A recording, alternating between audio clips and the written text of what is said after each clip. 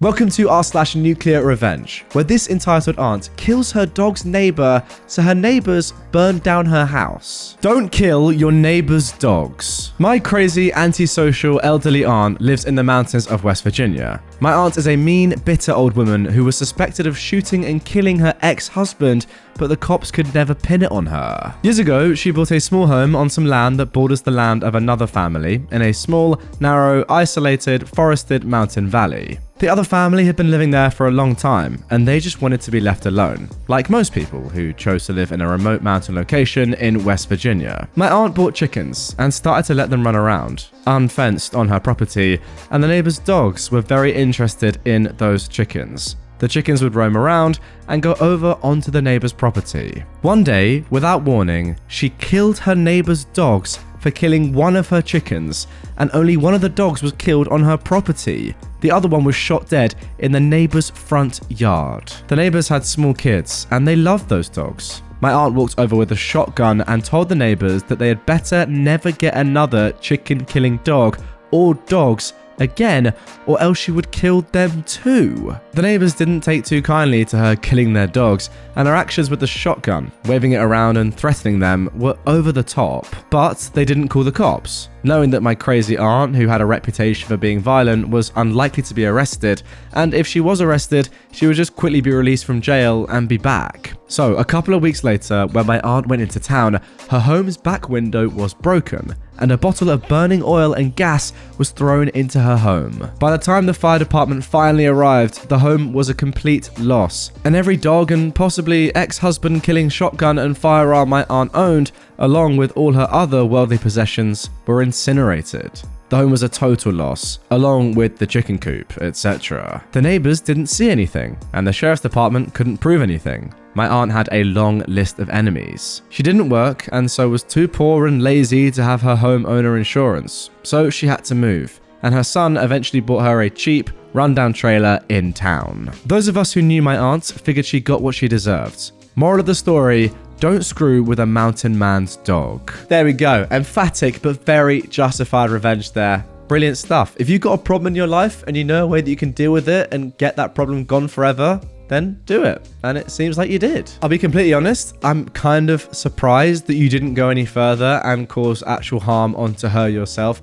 As I've said multiple times, I've never owned dogs or proper pets. I don't want to be harsh on my own pets, but you guys know what I mean. So I can't speak on the bond that you have with your pet, but from what I've heard and from what you guys are going to tell me in the comments down below, if your dog was to be shot by your neighbor for no reason at all, I mean, come on, killing a chicken, yeah, they're dogs. What do you expect? Then I think a lot of you out there listening and watching right now would have done a lot worse things than simply burning down your neighbor's house. My ex-fiance refused to respect my boundaries, so I married his best friend. Back in 2019, I just moved my long-term partner into my house due to a series of poor life choices on his end. It had been a rocky relationship for most of its duration, but I was young and dumb. I believed that this was him wanting to commit and truly start our lives. By early 2020, we were engaged. I was a full-time university student, sole caretaker for my mentally disabled mother, and taking care of the house and our pets. He worked a standard 40-hour week,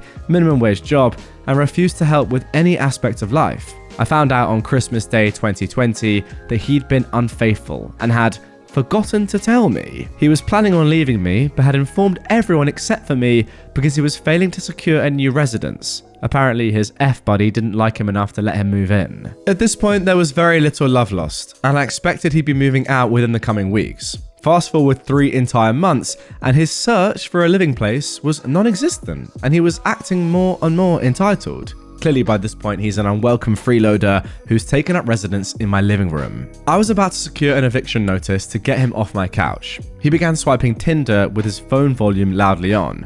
I told him to not do that in my presence, as it was highly insensitive to do it in my home, and could he do it in private? But this continued, so I told him that I was going to sleep with one of his friends. It was said in a moment of anger and was more of an empty threat at the time. However, I am known for seeing goals to their completion. I messaged the guy who was supposedly my ex's best friend and the best man for the wedding. It turns out he didn't even consider my ex a close friend, and my ex had acted similarly terribly to this guy previously as well. We bonded over our terrible experience, hit it off really well in general, and started dating. I was upfront about what the catalyst for me to reach out to him in the first place was. And after 2 years of dating though, we were married April 2nd. He watched me graduate with that bachelor's degree my ex disliked. I'm halfway through my master's, and my husband works in a specialized steady field that supports us. Last I heard, my ex got kicked out of his dad's house, never was able to officially date his side chick, and has not made any choices to better his life. You know, the great thing about this story is that even after everything that happened in it, right at the very end, the side chick didn't even consider this guy to be worth more than sex. Plain and simple. And that is the true tragedy of this story. What was it all for? Again, you know, people say everything happens for a reason, and I'm a little bit cynical, just in general, so I would tend to disagree with that. But when you read a story like this, I can't help but think, you know what, this was meant to happen. It really was. It's just a perfect story, a perfect ending. You got out of a relationship, which probably wasn't ideal anyway, if you think about it properly in hindsight, and now you're in a great one with a guy that really cares about you. It's a win-win. And now for our third story of this episode. Now let me tell you guys, this one is class. It's a long one, so settle in, but it's brilliant from start to finish. Here we go. Former manager ends my job at the company I loved. I helped end his career in local tech forever. First of all, the background. I worked at a very big tech company for a very long time, like decades. Over the years, I'd worked my way up from being a noob to a kind of specialist fixer. I became fairly well known internally as a security/emergency response person. I got assigned the bad or unfixable projects, many of which made news headlines. I have many stories that I can never tell publicly, sadly. Suffice to say that multiple senior vice presidents in various divisions got to know who I was because I effectively wrangled gnarly and complex problems and herded many intense tech nerds together to resolve big things in multiple divisions over the years. It was so fun. At the time of our story, I was working on a small security team in a product engineering division. It was a somewhat turbulent time, and our team of 8 had weathered multiple reorganizations and had so many manager changes. It was a lot, but we kept our heads down and did the work, and we all got along just fine. Sidebar, and relevant for later, one of the better managers assigned to run our team immediately assigned me a huge and complicated and urgently important project to manage. It would involve people in 6 different divisions, had seriously big legal implications, and our senior VP wanted it to happen by an aggressive deadline, within like 4 to 6 weeks. Oh, and my manager was leaving imminently on a long planned vacation, so he apologetically would be away for the next 3 weeks and would be unable to assist. The project was to do something big and technical and which had never been done before, so no one was entirely sure how to do it, who it would require, what steps in what order. Some of the key players had what we gently called difficult personalities. Oh, and by the way, it would definitely make international news and cause a ripple in the industry when we did it. No big whoop. The manager was a decent guy and he felt bad about leaving me with this thorny mess, and I did it. We got all the people from all the divisions in a room and mapped it all out on a whiteboard. It took days. We hashed out how to do it before the deadline, actually well before, for bonus points, and we lined up everyone to get it done. Before we pulled the actual trigger on the very big thing, I had to attend a meeting with the VP and exec leadership, several levels of management above me, and with the legal team to present the plan and to assure all of the execs that we were ready and had it all handled. So I looked the VP in the eye and I assured him that I've got this. And then I did. The team did the big thing sooner than the deadline. It was flawless. We rocked it. Woo, just another day at the office. Part 2, the inept manager. A few months after that epic project, our good manager left us for another role, and someone new moved over from an unrelated division out of nowhere. We'll call him inept manager. Inept manager did not know anything about security. He didn't know anything about emergency response. He didn't know anything about what our division did, in fact. No one on our team had ever heard of this guy. He was that worst kind of middle manager. Self-important, dismissive of everyone, cares most about appearances and ego, micromanages stuff he doesn't comprehend, and just makes everything worse. But he apparently knows people, and those people get him job assignments because of politics, loyalty. Well, he certainly didn't have any skills or experience for our team. That guy is the worst. One of the inept manager's many weird quirks was that he didn't think it was appropriate for our team to disagree with or correct each other in front of other people. Things in tech, specifically product development, move pretty quickly, and things can change all the time. So if some of our team was meeting with someone from another team and someone said something like, "So we decided to make the sky green and we're on schedule," and someone else on our team chimed in to say, "Actually, that's changed. We decided that the sky is now going to be blue and we pushed the deadline back 2 weeks. That just happened in an earlier meeting." Oh, okay, cool. The inept manager would interrupt that and say, "We clearly need to get on the same page. Let's end this meeting right now and reschedule when my team has all the facts straight." What? That's insane. We'd literally never have any meetings if we waited until everyone knew all of the same information all the time. Other teams would routinely leave meetings with us with inaccurate info, which affected release schedules, resources. It was just a mess. My question is that not the point of a meeting? To get everyone on the same page? Hey, maybe I'm wrong, and inept manager knows something I don't. Part 3. Inept manager hostility. Shortly after the inept manager became our manager, he started being really hostile to me. Not to everyone on the team, just me. As far as I knew, I hadn't done or said anything to earn his hostility, but suddenly, after over 20 years at this company, I could do nothing right. While this jerk didn't actually understand most of what my job was, he was sure I wasn't doing it right. And he was quick to tell me so, and often in front of others, to the point that my co-workers would take me aside to ask what the actual frick was going on. I didn't know either. The thing is, I was the only woman on the team, and I have a disability. Now, I've been through some things working in high tech over those decades. It was very much an old boys club back then.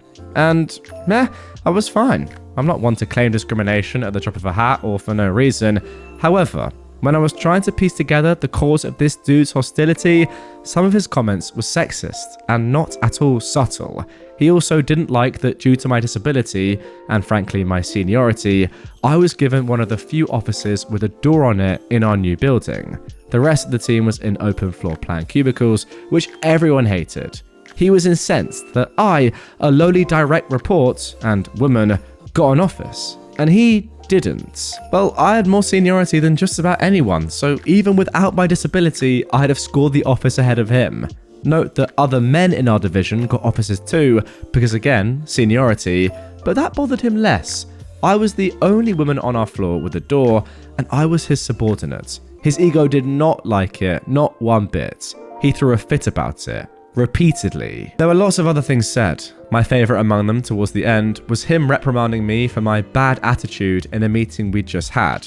The inept manager had told me beforehand not to say anything during that meeting because he was insisting on sharing incorrect information again, and he knew that I'd want to correct it. So I sat quietly and I kept my eyes on the PowerPoint presentation or the floor nearly the whole time. When I asked him how I'd had a bad attitude when I hadn't said anything as he'd requested, he said, "I didn't like the look on your face." Okay dude. After realizing there was nothing I could do to make this guy happy with my work and to lose his hostility, I finally went to HR to go on the record. I knew they'd do F all about it, but I wanted to document it at least. So predictably, they told me to work harder at getting along with the inept manager. And because it wasn't my first rodeo, I went back to my office and emailed HR saying, "Thanks for meeting with me about my concerns about inept manager. I fear his bias and misogyny will reflect negatively in my next performance review. HR should be aware that there is a real problem here, and I hope you'll take steps, etc, etc. Which of course they didn't, but now it was on the record. Part 4. The axe falls. And then a few months later, he gave me a terrible performance review, as expected. Long story already long, he was trying to fire me for underperformance. Unfortunately for me, the company had started rounds of layoffs all over, and it was the worst possible time to be looking for another job internally. And now I had a bad performance review on my record too. I went back to HR and said, "That thing that I said I was worried would happen when we met 6 months ago? Yeah, that happened, exactly as I said. Now what?" HR once again was no help. Also, they'd done literally nothing, but hey, it was on the record again, helpful for the attorney later. Blah, blah, blah. When I realized I couldn't find a new gig at my company because of all the layoffs, I scored a new job for much more money at a different local tech company, and pretty quickly. I live in a tech-heavy area. There was lots of shuffling between 3 to 4 big companies during this time period, and we'd often bump into other company veterans at these other companies. It was a small world. With my track record and references, it was super easy. After that was lined up, I called an employment discrimination attorney to negotiate my exit from the company I thought I'd work at until I retired. Sad face. Because I had documentation with HR explaining the inept manager's misogyny and ableism going back for some time, and because they'd done nothing about it, and because there were witnesses who confirmed his behavior, they had no leg to stand on. They agreed to write me a relatively nice check to go away and to not sue them, and I agreed to not talk about the details of my separation agreement. I went down to my lawyer's office and signed the agreement. I looked to see who had signed the agreement for the company. I assumed someone from HR, but it was still blank. I'd eventually get a copy once someone there signed it. I took my check and packed up my office and left. Bye, old company. I started my new job a few weeks later. Part 5. Now we're getting into the revenge. Karma begins. This was August of that year that I left. I got my copy of the executed contract in the mail in October. Who signed it for the company? Not HR, but my exec VP. The one who asked for the urgent, highly important, legally complicated project. The guy I looked in the eye personally and then delivered on this very big thing that he personally asked for before the deadline he asked for. That is who signed on my separation agreement. I suspect that he had no idea until that moment that I was gone, and I imagine that he likely had many questions about what the frick had happened. And also, why did they have to pay me a chunk of money on the way out? Whoops, I chortled when I saw it. Since the VP knew me and we had some history, and the inept manager was new to the division and was one of hundreds of middle managers he'd likely never heard of, I'm guessing the inept manager had some explaining to do. Mwahaha, I really enjoyed the thought of that. And finally, part 6. Karma for reals. Cut to November. As I mentioned, it was a relatively small tech community in the area, and those of us who worked in security, in particular at Company X, would often encounter other current and former colleagues at Company Y or Z or whatever. Heck, there was a ton of poaching going on between the companies. One day, I got an in-company chat from someone who'd worked in security at my old company. We'll call her Security Colleague. Security Colleague asked me if I knew someone named Inept Manager. Why yes I did. Why? Because Inept Manager was appearing on Security Colleague's schedule to interview for an open management position the very next day. It seems that shortly after my former exec VP had signed my separation agreement contract, Inept Manager was actively looking for a new job at a new company. Heh. Security Colleague asked me what I thought about him. I said, I can't really talk about it for legal reasons, which, boom, everyone knows what that means. But if you wanted to ring my personal cell phone later this evening to catch up on old times, please do. She did. I hypothetically shared some stories with her about the inept manager. I also told her where his hot buttons are, the appearance, ego thing, the dominant stuff, etc., and all about his misogyny and ableism, which was perfect since she was conducting his interview. I may have shared some specific scenarios and questions to ask which I knew would set him off. I wished her luck, and for the love of all that is holy, to please call me after, when appropriate, and tell me how it all went. Obviously, it did not go well for the inept manager. When Security Colleague rang me, I couldn't wait. How did it go? Well, he got combative and angry and yelled at me twice during his interview to be hired as a manager. Facepalm. There were lots more details, now lost to time, except at that company, interviewees were assessed as such. Either you were given strong hire for this role, or hire but not for this role. That means not a good fit for this job, but we like them. Thirdly, no hire. And then fourthly, no hire ever, not for any role. The inept manager's interview was rated that last one. No hire ever. Blacklisted from any job ever at one of the biggest tech companies in the world, after being pushed out the door of one of the other biggest tech companies in the world. Derp. Shortly after that, it appeared that inept manager moved himself and his wife and kids a few states away to work at a smaller company in another region. it took less than 6 months from when I left my old company for him to be gone as well. What gets me, still, is that the net manager thought I was so inconsequential, so unimportant, that he didn't bother to check and see where I landed after he forced me out of the company I loved. And when he had to look for a job himself shortly thereafter, it also never occurred to him that I'd have connections with, thousands of colleagues that I'd worked with over the years, some of whom, of course, could now be working at company X, Y, or Z, where he was interviewing, and where I'd scored a huge raise for myself. To this day, he doesn't know why his interview at company Y tanked so badly. And since security colleague was not legally precluded from sharing stories that she'd heard through the grapevine about Internet Manager's management problems, it's possible that other old security colleagues at Company Z and other companies in this area heard those stories too, which means that he's unlikely to get a job at any major tech company in this area, maybe ever. Definitely not at X or Y, and they are big companies, among the biggest. And it's all because he's a jerk, ableist, misogynist middle manager who underestimated little old me.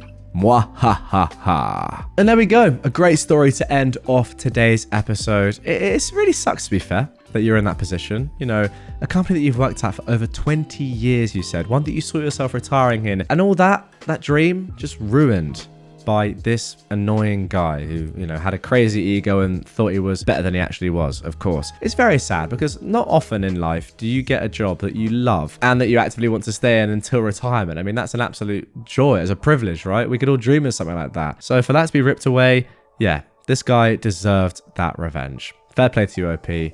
Well done. Anyway, guys, that is going to do it for this episode of r/NuclearRevenge. Really hope you enjoyed it. If you did and you want more content and more revenge stories from me right away, check out the video that I've put on the screen right here.